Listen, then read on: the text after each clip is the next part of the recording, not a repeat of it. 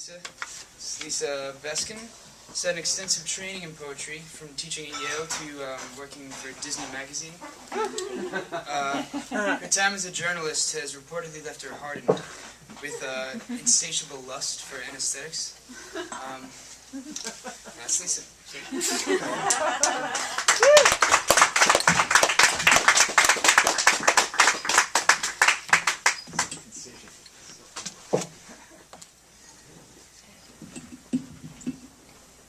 Seems so excessive.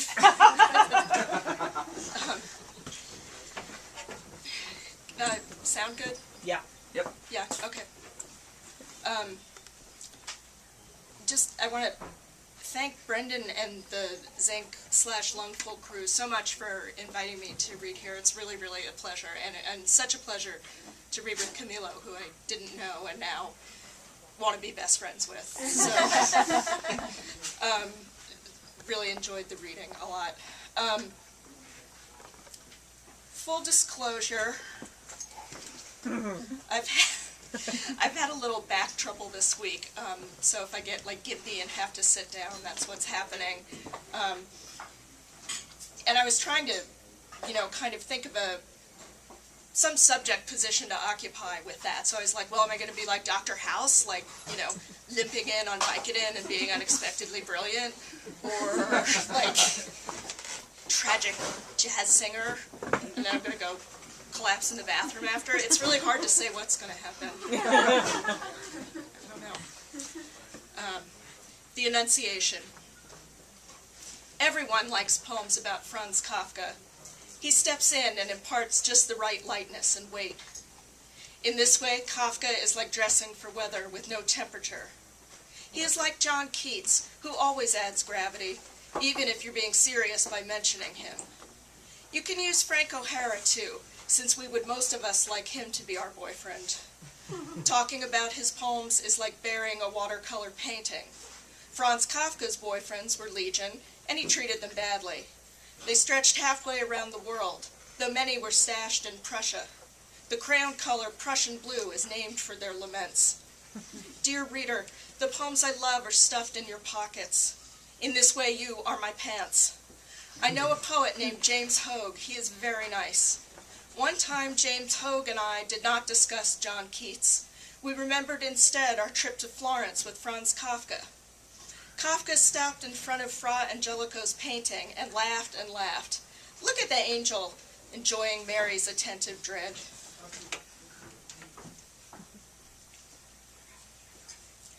I couldn't possibly.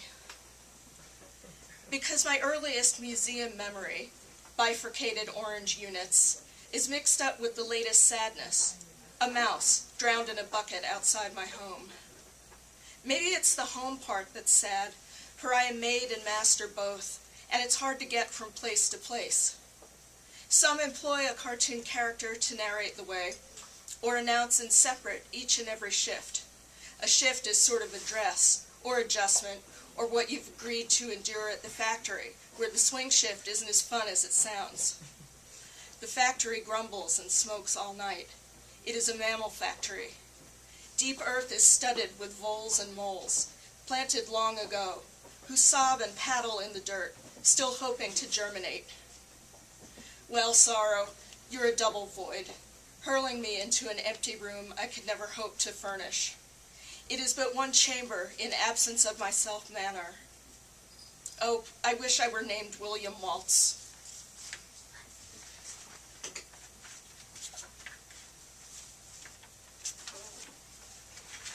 You know how once you watch one movie on Netflix or get one movie, it thinks it knows all about you? And it has suddenly 500 suggestions because you watched one thing, and they make these really specific genres for you, you know those? And then it turns out sometimes they're right, and it's infuriating. One of the concoctions they made for me was understated, foreign, dysfunctional family movies. And there's a hyphen in between dysfunctional family, right? It's not dysfunctional family movies. So understated, foreign, dysfunctional family movies. A beautiful room is empty. An empty woman is beautiful. An empty man is a room. Children wobble in the stables. Beautiful children, beautiful horses. A room of horses, an empty child. Wolves painted to look like marionettes. God made to look like an empty sweater, a nice sweater. A nice sweater is film. A child fills a nightgown. Empty nightgowns flock to Medford, New Jersey. These physics trouble me. Lars, Nino, Gino, Tuck.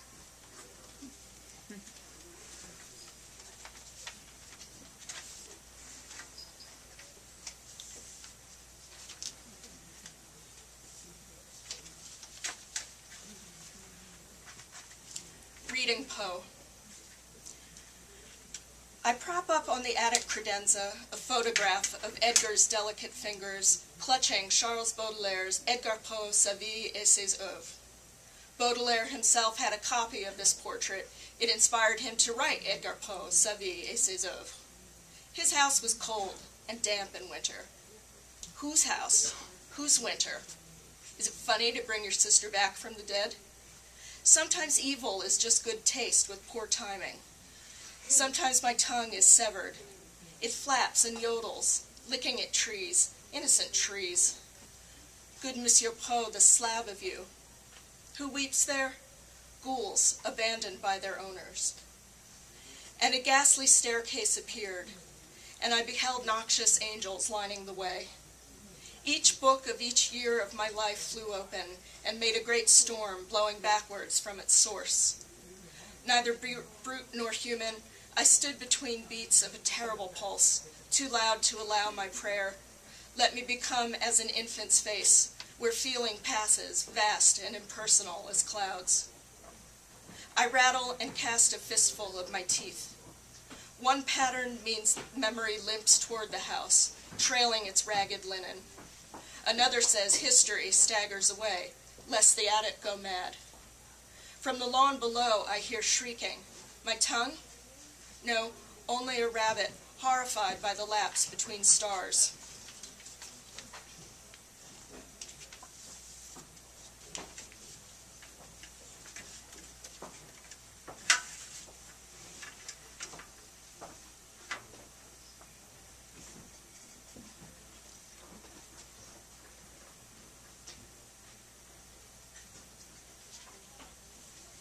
Self-portrait with Fuseli's imp. It was the kind of orgasm that took more than it gave, the kind of story that said more than it knew, the kind of empty chest falling, then rising, silence welling in the hollows. It was neither you nor I. A republic ignoring its own borders, a season so fearful of its own extinction it never came at all. It was a light pressure on the temples, a slow lick of the mouth, some pitiless rodent logic scrabbling in the walls, in the dirt at the foot of the bed. It was the last century closing its eyes, believing itself unburdened. It was neither you nor I. It was the dog asleep on the floor. It was the dog's yawn, a surge of pink between his loose black lips.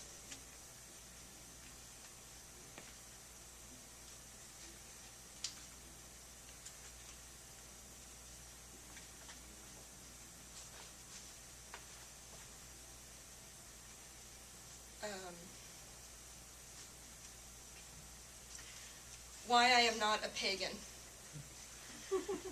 For weeks the cloud pack has refused to melt. By now it should have soaked back into the sky, slowly, giving us time to celebrate the loss. My equinoctial temperament keeps me from pointing out how sad you are, and helps me focus on a nearby pietà, the little girl's lips close to her mother's ear, intimate in a way we could handle if the squirrels at their feet would just show us a scrap more tenderness. Life is otherwise, and happy, a man named Ken Hassink tells me. Who'll say something ravishing?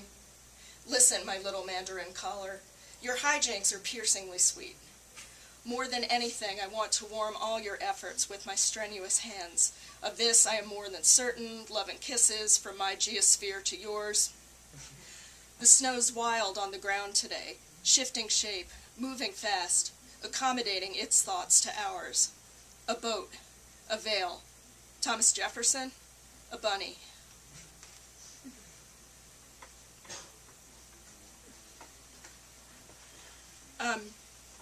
The next poem I'm going to read is a sestina, which some of you know is a form. Help me, form? It's a form that takes 6 words and repeats them at the end of every line of the poem in a very specific pattern.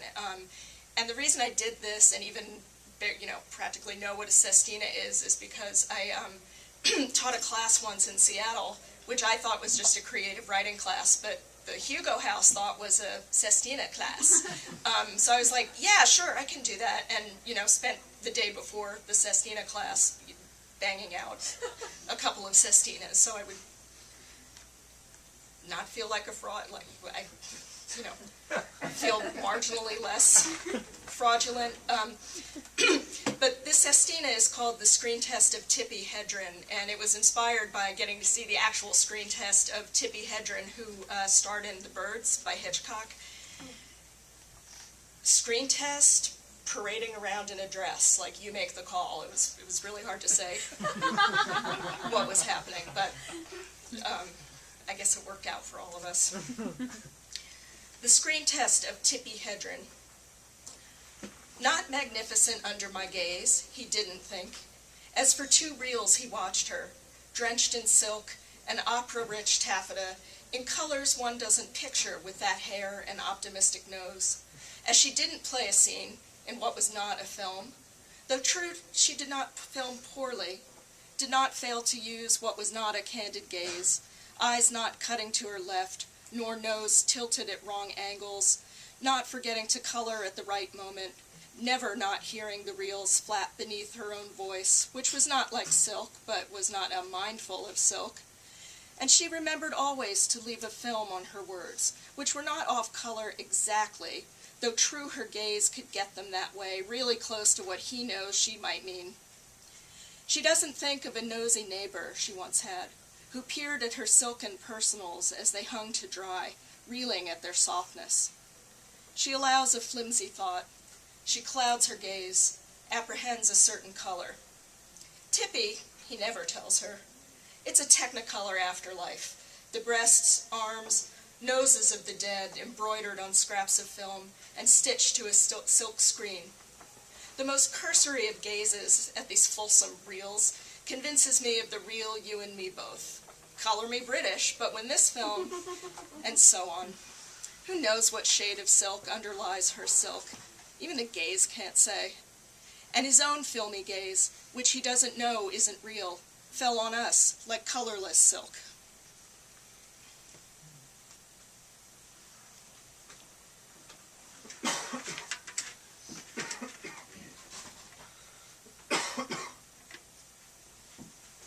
Who here got forced into music lessons? Like, I mean forced, like didn't want to. Couple, I can't see a thing. But, did you wish that it had been the Suzuki method? Because doesn't that seem kinder and gentler? Like your parent has to be there all the time.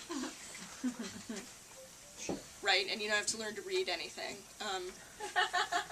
I kind of wish I had done something with the Suzuki method, but I did nothing but write this poem called The Suzuki Method. I dreamed that on instinct alone I could play the cello. I brought myself to tears with atavistic Bach, swinging from note to note like an ape girl on vines, giddy on sweet mashed fruit, and absolute dominion over rainbow birds, scarlet frogs, and skulking panthers, whose growls I drowned out with screeches and hoots, better than human speech, because ungovernable by it. I awoke beating time on my chest, with nary a thought of breakfast, nay, neither pale green shoots, nor fulsome grubs wriggling under the bark. And the jungle rang with the fine sound of my, as in, for example, my echo.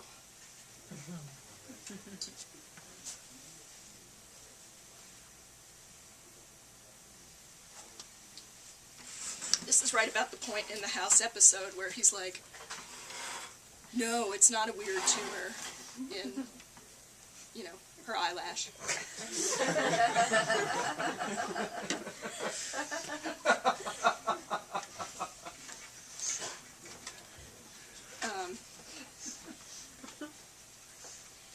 This next poem is, it's a cento, which, it's the lazy poet's poem. It's made up entirely of lines from other people's poems, so, I mean, what's not to like, right? But this cento is, it's actually made from a, one of those big mass-market mystery novels by Patricia Cornwall, which one is it? Cornwall, right? I don't mean to blame the victim. That book was totally asking for it. You know, it needed to be cut up. So this poem is assembled from, I don't know what novel it was.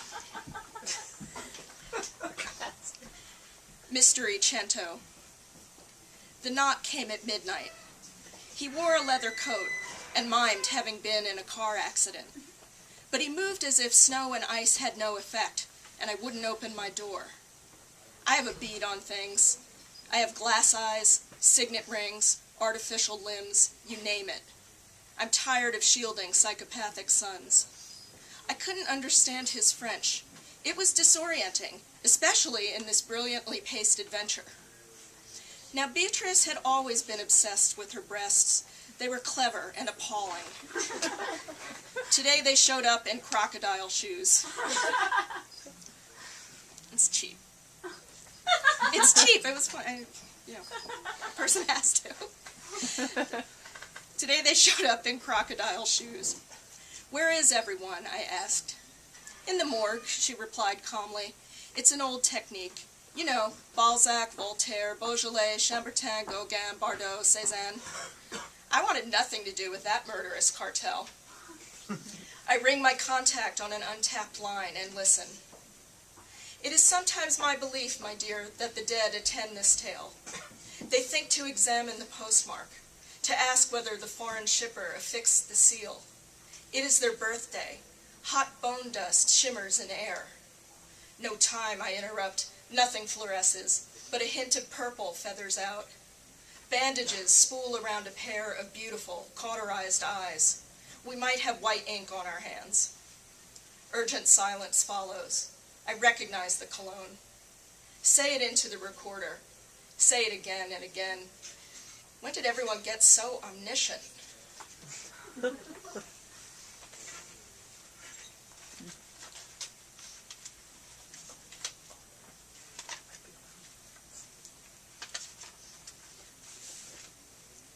Memo to a young poet. Well, who gets much of anything right? The dead don't want to stay dead any more than the living want to attend eternal screenings of Last Tango in Paris. Still, it's good to be an eye, full of ditties and excitable tissue. I reckon I've got the Taj Mahal in this here jawbone. And memory, of course, funny thing, thin glaze on an even thinner crust. I share an apartment with two mice who dress as Benjamin Britten and Peter Pears. We sup off button plates, and most often I take Peter's side, though Benjamin is capable of the odd good point. Destiny's on a junket, he squeaks. We haul out another sack of pudding. I was with him the night he began his 1,000-page novella. The paper trembled like a snowstorm, ready to fall on 1,000 nameless flora. I whispered the opening in his vaporous ear. I'm a place, not a being. I'm a notch, with a creek scattered in my ashes.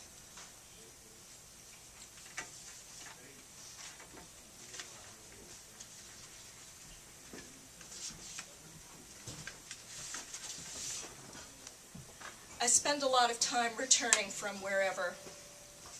From this death or that. From a woodpecker's seed dashed against a stump. From a bundle of wetted nerves. I come back from returning from a dream, some new constellation no one's permitted to name. I could return from a day in the woods where I practiced being a fresco, or from a long stint inside a mechanical pencil. I never returned from the first spring, paralyzed in the mud as evolution slimed over my feet, from hibernal lakes and slow-motion bass. Returning from sorrow is nothing but learning to greet sorrow. My mother comes back as the fragrance of a mythic empire.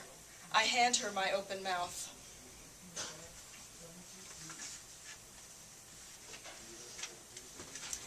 And I will just read two more and call it a day.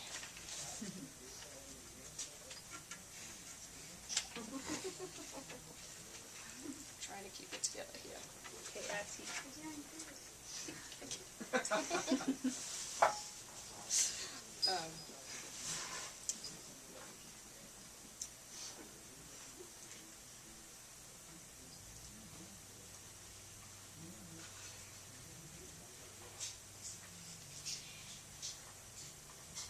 In vacant or in pensive mood. You sent a chance to hell. You went to hell with a musket. You fired without accuracy. Blackcurrant soup was never your specialty. Lovers came and governors went. The big summer day shoved itself through the window. You got too hot and bumbled around in your panties as clouds inched across the sky, smaller than they looked in the movies.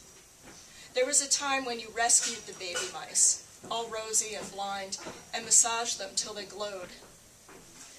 Well, get dressed, take a little walk, think about some custard or a new set of table manners. Poor hummingbird in its violent stasis, all that nectar burned up. Never mind. The past is always just up ahead, scanning the daisies with an eye half neutral, half on fire. Remember that night's on the way. It's here. Time to study your skin, bathed as it is in the dead light of stars. So why this face, these hands, this ceaseless hair?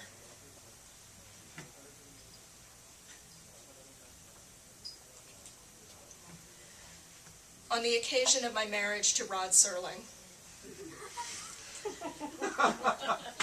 I salute you from the folds of my labial self, from a cosmos left ajar, from a drop of hot amber and the cranial after hours. I salute from the nick of time and from Technicolor, from an evil garden, a burned out shell of ocean, from a sneeze, a dusty star. Shake it, little docent. I've got the mindset of a Canadian penny, the prorated feelings of insect-flecked vodka. I'm a plexus of sequins. I salute you from Bootsy Collins's jumpsuit. So the gods are puny and afraid of our germs. They salute anyway, posing in brave tableaus hung for everyone's pleasure. Let's wave back, then kiss, we divots in the ether. Alone in their rooms, children tack up their starry boxes. Eternity stirs from a light sleep lacking detail. And I salute you, my bridegroom, my anvil, my stair. Thank you.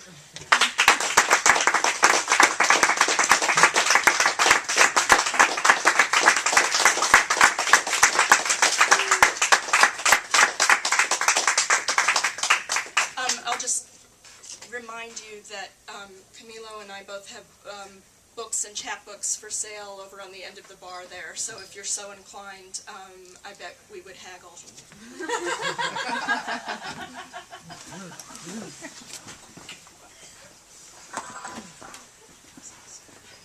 So awesome.